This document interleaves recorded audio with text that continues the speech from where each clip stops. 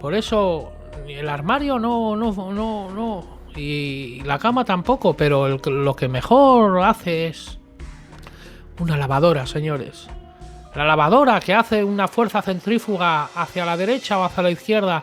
Puedes abrir, si gira a la derecha, puedes abrir tranquilamente una puerta dimensional hacia el bien, hacia un planeta bien.